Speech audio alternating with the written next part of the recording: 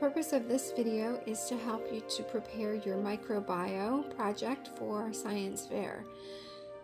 With microbio projects, the first thing that you're going to do is you're going to put on your personal protective equipment.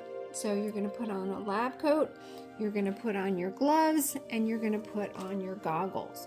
So we're going to get those things ready. Once you've got your gloves and your goggles on and your lab coat on, the first thing we want to do is clean off our countertop with a disinfectant solution. So we're going to be using Simple Green today, and then once we have cleaned it with Simple Green, we're going to wipe it off with rubbing alcohol.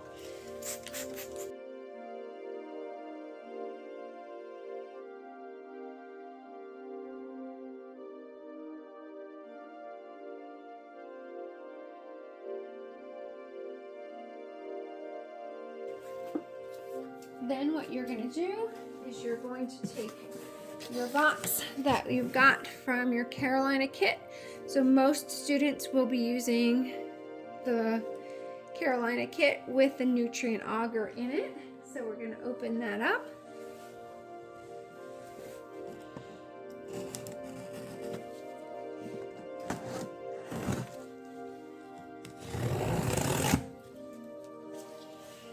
To make sure we have all of our supplies. So in the kit, we will have our petri dishes. We will have our nutrient auger.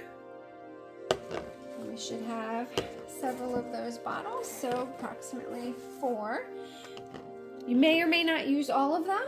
In your kit, you will also get some sterile applicators and then a plastic bag for you to put your samples in later. Whether you use the cotton tips or not depends upon your science fair experiment. So for now, we're just going to put those back in the container. We are going to open up our petri dishes, and we're going to start with labeling the petri dishes with our IV for each of the petri dishes. So I'm going to take a minute to do that.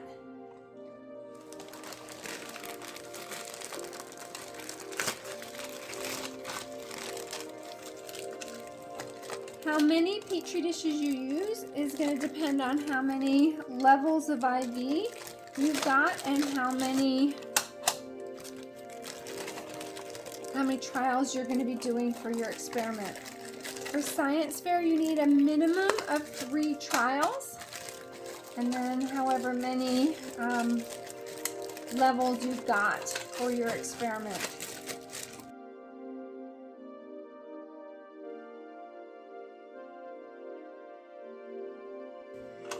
So when you look at your petri dish, there is a top and a bottom. When you label your petri dishes, you're always going to be writing on the bottom of your petri dish. So you're going to be labeling your petri dish with what you're going to be putting on it. For this demo, what I'm going to be doing for my IV is I'm going to be using sterile discs, and I'm going to be testing the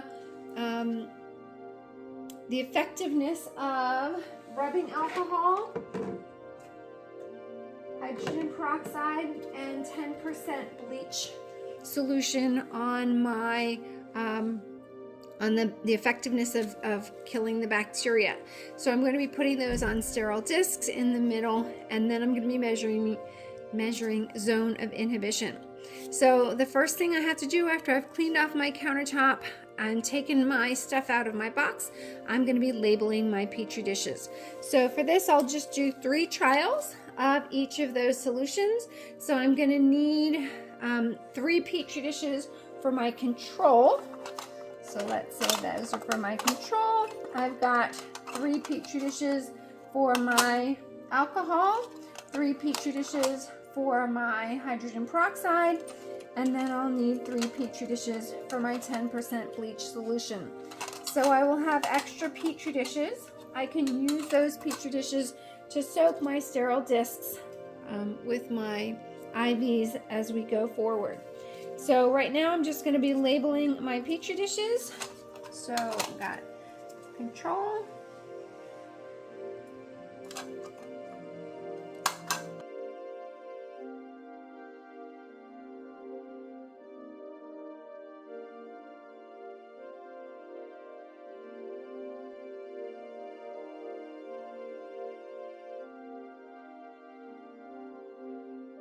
Once I've got my Petri dishes labeled, then I can melt my agar and put that in a microwave. So when I put these in the microwave, I need to loosen the lid. So it doesn't have to be all the way off, but it needs to be loose. And then I'm gonna put them in the microwave and melt them.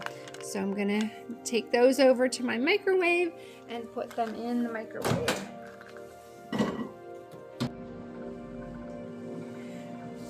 When I'm pouring the nutrient broth in, I now want to flip over my Petri dishes so that they are top side up, and then I can pour in the material.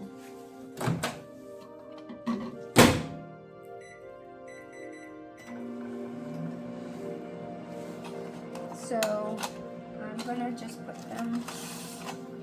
These ones are my control, so 1, 2, 3 for my control, my hydrogen peroxide, my bleach, and my alcohol. I want to keep the lids closed unless I am actually doing something with the Petri dish. Once the nutrient broth is melted, it's going to be liquid. You want to just look at it and double check to make sure you don't see any lumps in there. And so it should be completely liquid. It's going to boil inside the microwave, and you just want to make sure it's completely melted before you pour it. And you want to hold it with a pot holder so that you don't get burned. So it is going to be hot. So once you've got it melted, you can take off the lid. And then your Petri dishes, you are just gonna lift the lid and pour it so it completely covers the bottom of your Petri dish. And then put the lid right back on. Then you lift the lid, pour it so it completely covers it, and then put the lid back on. Lift it, pour it, and cover.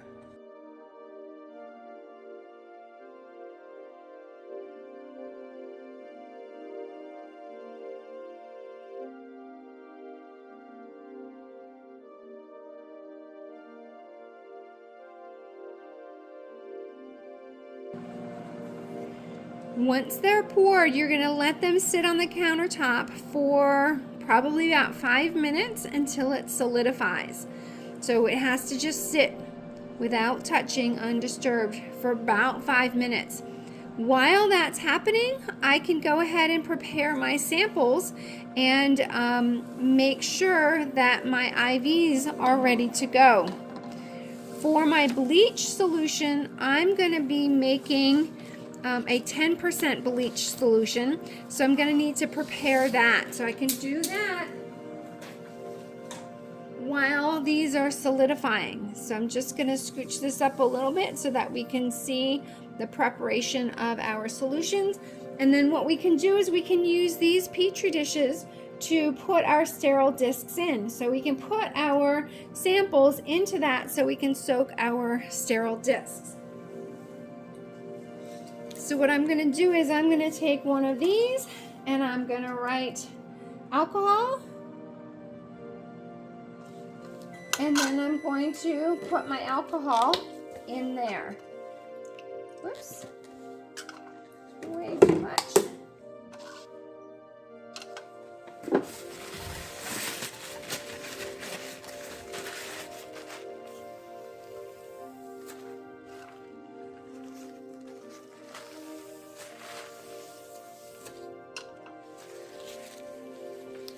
And then the other one, I'm going to write on this one, H2O2, hydrogen peroxide.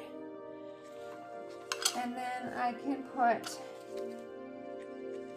my hydrogen peroxide into this one.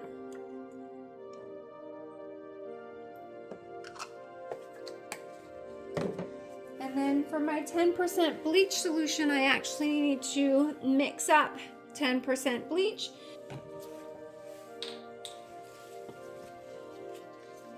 Here's my next bottle, so I'm just going to pour that last Petri dish. So again, lift the lid and pour it till it covers, and then let it cool. Okay, so for my 10% bleach solution, I've got my bleach here, and then I am going to measure out so 45 milliliters of water, and then 5 milliliters of my bleach solution.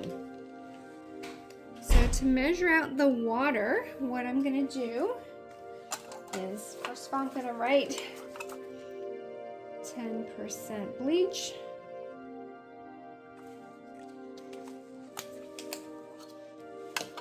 And so you could do 10 milliliters of bleach and then 90 milliliters of water, or you could do half of that. So I'm going to be using sterile water. So I'm just taking some purified water to use that to make sure that we are sterile as much as possible. And I'm going to measure out my water.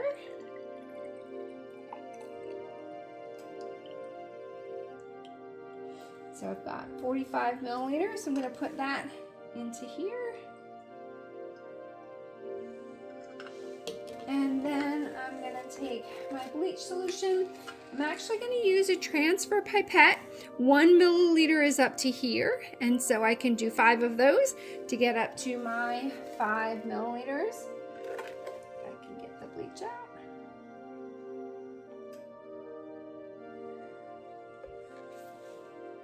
So that's 1, 2.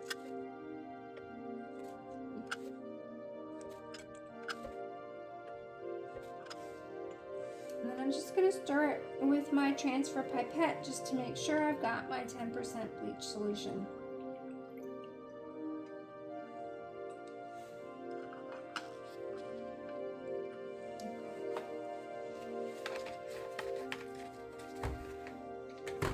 So those are my IVs, and then what I can do is I can take my sterile discs, and I can take another petri dish. So since these are sterile, I can just dump my sterile discs into there, so it's easier to pick them up.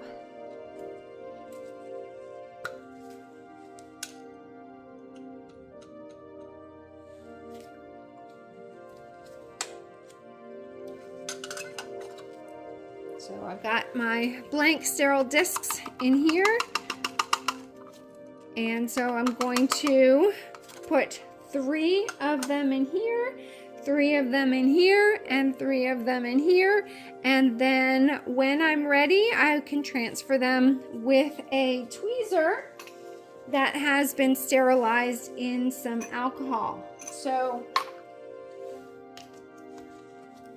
I'm going to put some alcohol into my beaker here. When I'm using the sterile tweezer, I'm sterilizing it by putting it in the alcohol, and then before I do anything, I want to make sure it dries. So I don't want the alcohol to interrupt or disrupt my experiment, so I'm just going to let it dry before I actually use it. So I'm going to just lay it on top for now while we are waiting for our petri dishes to cool. Okay, it looks like our petri dishes are just about ready to go. So when you are looking at the petri dishes kind of from the side, the agar is going to look a little cloudy, and that will tell you that your samples are ready to be applied. So your nutrient broth at the bottom needs to be solid, and it kind of looks a little cloudy from the side. So you want to definitely make sure that it is solid before you're doing any application. While it's still waiting to solidify or just about there, you can put your sterile discs into our samples. So I'm going to put 3 of them into the alcohol. So I'm simply just going to open this up. I'm going so again, this has been sterilized. So I'm going to take 3 of them and drop them into the alcohol.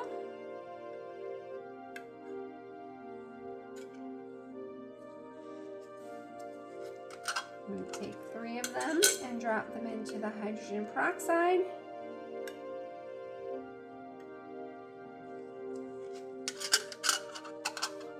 And I will take 3 of them and drop them into my bleach solution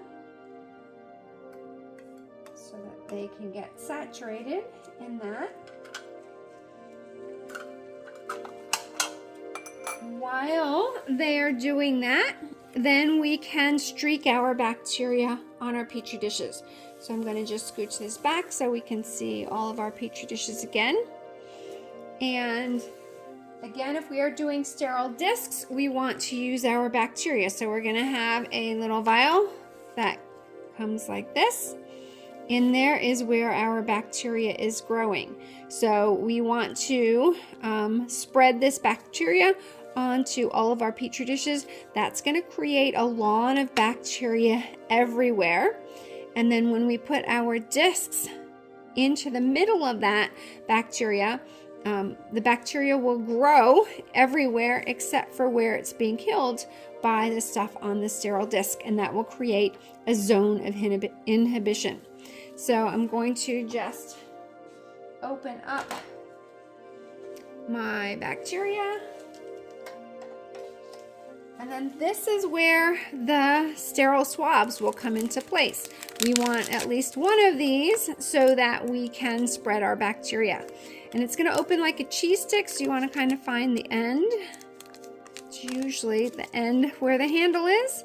So you're going to just open it up like a cheese stick, and then you can grab one of those. So we're going to open up our bacteria, and we're going to grab one sterile swab, and we can stick that into our bacteria, and we want to get that saturated. And then we're going to open up the petri dish that we're working with, and we're going to just kind of zigzag back and forth on our petri dish. Gently, very, very gently, we're going to turn it and zigzag the other direction. We're going to turn it again, zigzag some more. So basically we want to make sure the bacteria gets spread all around the petri dish.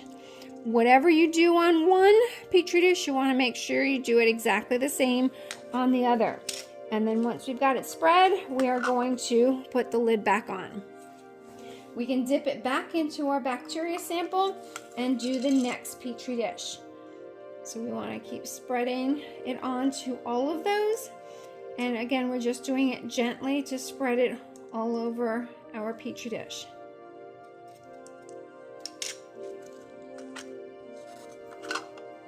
We want to put the lid back on as soon as we are done. Since we haven't put any IVs on, we can use the same sterile disc or the same cotton swab every single time.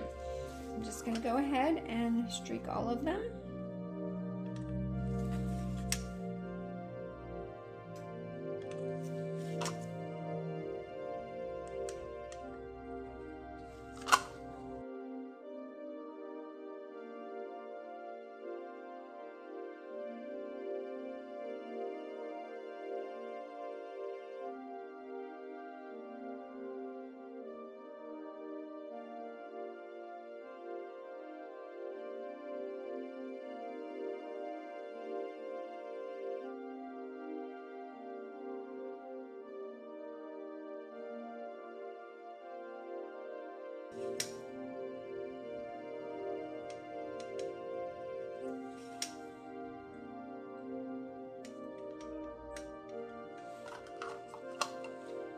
Once you've used something that has touched the bacteria, it's going to go into the biohazard bag. So anything that touches bacteria needs to go in the biohazard bag so it gets disposed of correctly. So that does not go in the regular trash. You want to put your lid back onto your bacteria. Now that we have put the bacteria all over our petri dishes, now we can apply our sterile discs to our petri dishes. So the first 3 here are my control. So I am going to just put the sterile discs in the petri dish, in the middle of the petri dish, with nothing on it. One thing you can do for control is you could soak the sterile discs in your sterile water and then put them on, or you can just put them on plain. That's going to be up to you for your experimental design. I am just going to put the sterile discs on with them plain and dry. So what I'm going to do is I'm just going to take a sterile disc and drop it in the middle of my petri dish. Take another sterile disc, drop it in the middle of my petri dish, and then the third one. And so there are my 3 trials.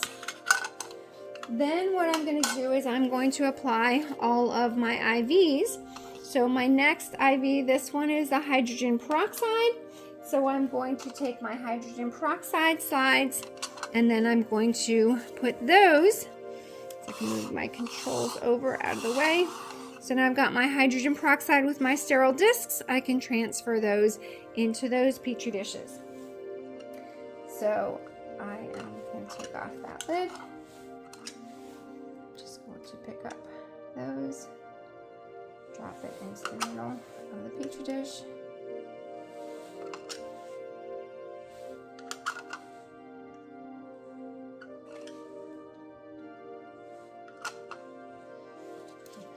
That is my hydrogen peroxide and that IV, and I'm just going to scooch those out of the way. And then my next one is, so actually what I'm going to do is I'm going to re-sterilize this by putting it back into the alcohol. Kind of rinses off anything that was on there from before, and then it gets me ready to do my next one. I'm actually going to do the alcohol next.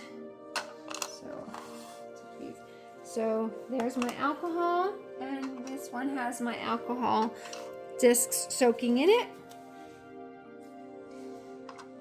So I can pick up the alcohol, drop it into the middle of my slide, pick up the next one, drop that into the middle, and then pick up the next one and drop that into the middle. So that's my alcohol.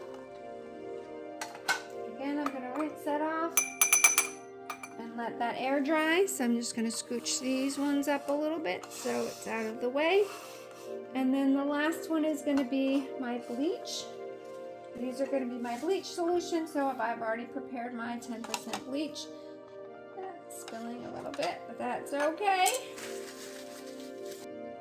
So once my tweezers are dry, I can then transfer the bleach solution. So I'm going to pick up, put those, drop those in the middle.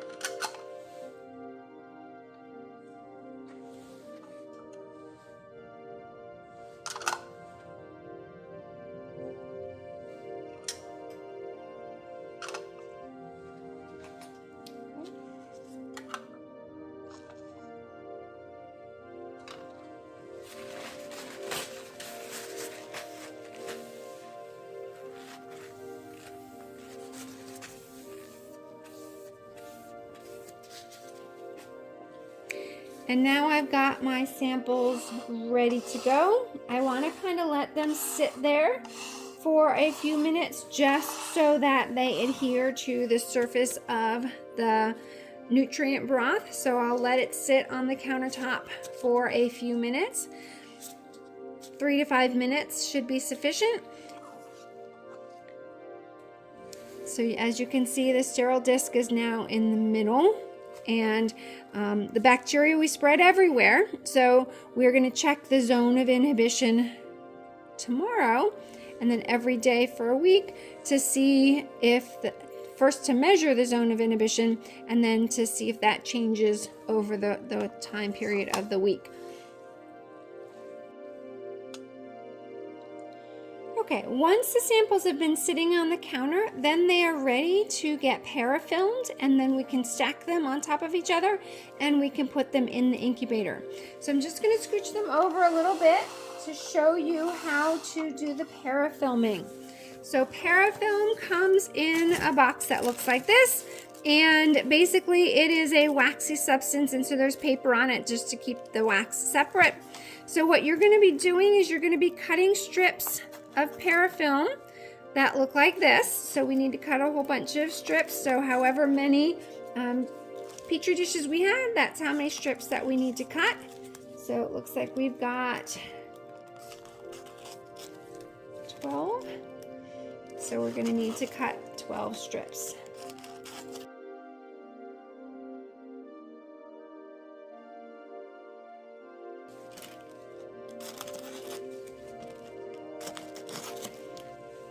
Okay. Then what you're going to be doing is the parafilm, if you look on the other side, the paper can come off.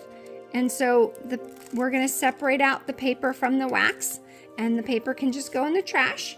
And then for each of your petri dishes, what you're going to do is you're going to be holding the end of the parafilm on here with one of your fingers, and then you're going to stretch, pull and stretch, and it will pull and stretch all the way around the petri dish, and that's going to seal the petri dish. So we need to parafilm all of our petri dishes. So that is our next step, is to parafilm them all. And then once we parafilm them, we can stack them on top of each other. So I'll kind of just do that all at the same time. So parafilmed the controls.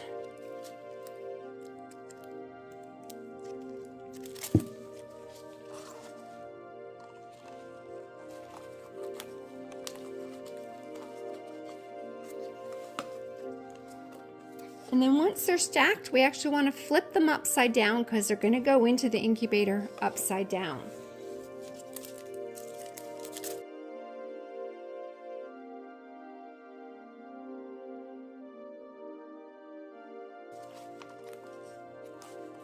If your parafilm breaks, that's okay. You can just get another strip and keep going until it's completely sealed all the way around.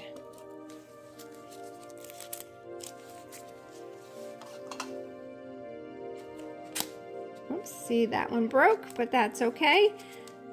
I can just keep going with what I've got there, and if that runs out, I will just grab another strip. So let me grab another strip here. And so if I went halfway around, I can just take the next strip and continue on to go all the way around.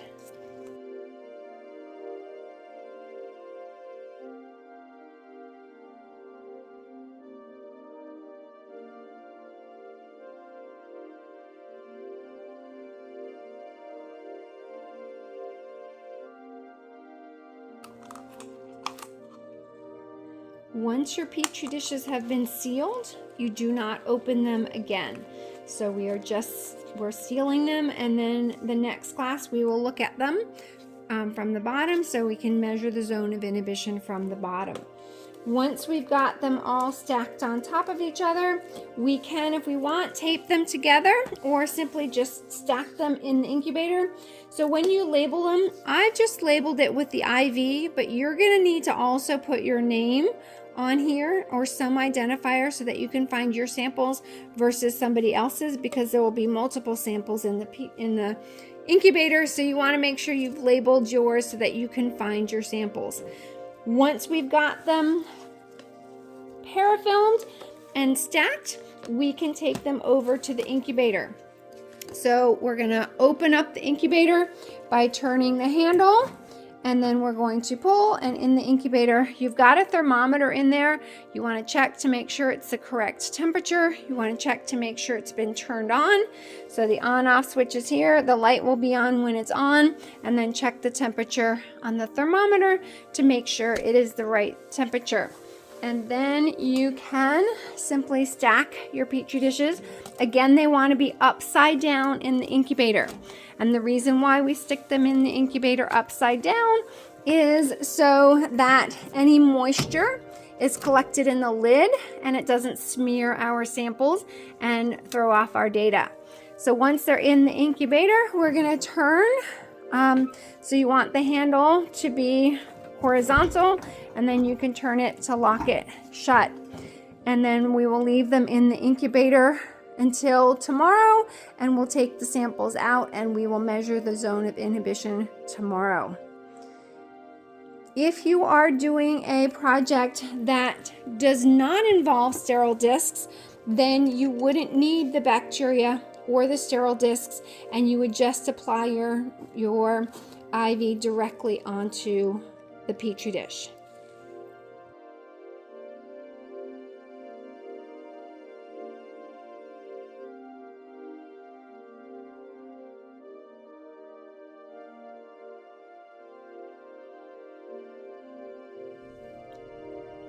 Our samples have been in the incubator for 24 hours, so we're going to first put on our gloves again.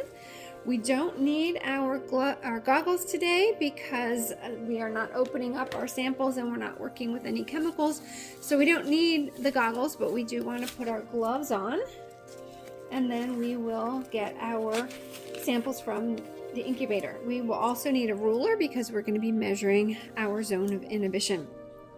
So let's go over to our incubator and grab our samples exactly where they were yesterday. So we'll plop our samples on the counter here, and we will look and see if we have bacterial growth and zones of inhibitions. Got our control, hydrogen peroxide, alcohol, and our bleach. So we will use a ruler, and we're going to be measuring the diameter of our zone of inhibition. We are going to use the metric side of our ruler to do our measurements because we are in a science class. We definitely want to use the metric side of our ruler when we're measuring the zone of inhibition. And you're measuring the diameter of the circle at the widest part. Once you've measured all your samples, you want to also make sure that you take pictures of your samples. You will need pictures for your science fair display board.